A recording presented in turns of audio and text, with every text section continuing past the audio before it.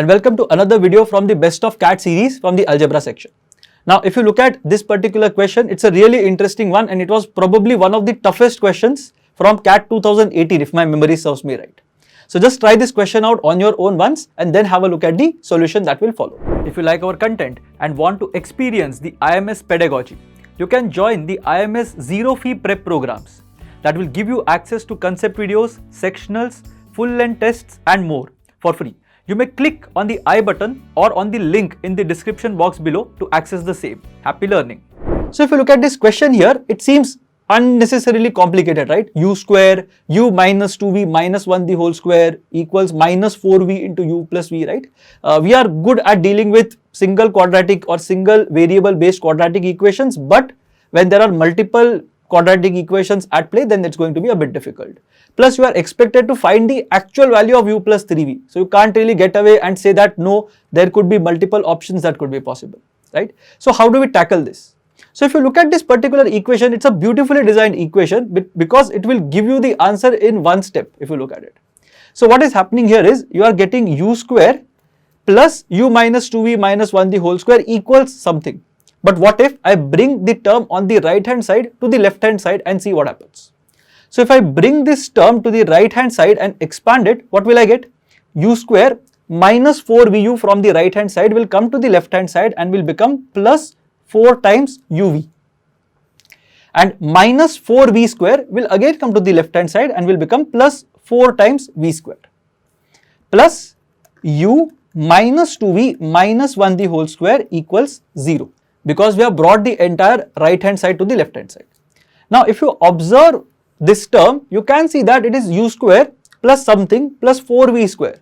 But this something is nothing but in the form of 2ab. So now I have something in the form of a square plus 2ab plus b square. So if you again want to look at this, this is u square plus 2 into u into 2v plus 2v the whole square. So this is in the form of a square plus 2ab plus b square.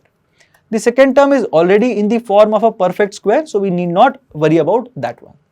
Now because this is in the form of a perfect square, I can write this as u plus 2v the whole square and the second term will be as it is. Now what do we get here? We get the sum of two squares to be equal to 0. Now if you have even a little bit of understanding of numbers, you will know that the square of any number is either going to be 0 or a positive number. Squares can never be negative for real numbers.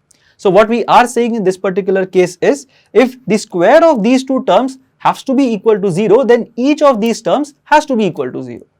So we can say that u plus 2v will be equal to 0, and we will also say that u minus 2v minus 1 will be equal to 0. Only then will you be able to see that u plus 2v the whole square plus u minus 2v minus 1 the whole square is equal to 0. So now if you solve these two equations simultaneously, you will be able to get the values of u and v, and then you will be able to get the answer. So let's see what happens.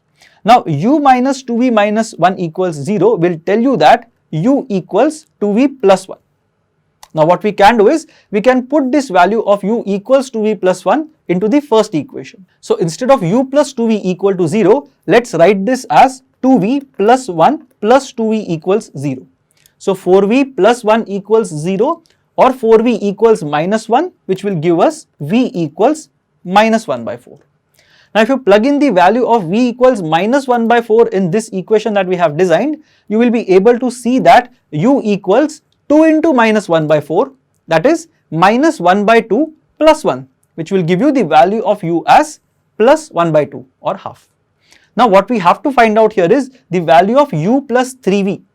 So u plus 3v in this question will be nothing but half plus 3 times minus 1 by 4. So what we are going to get is half minus 3 by 4. You can also simplify this as 2 by 4 minus 3 by 4, which will give you the final answer as minus 1 by 4.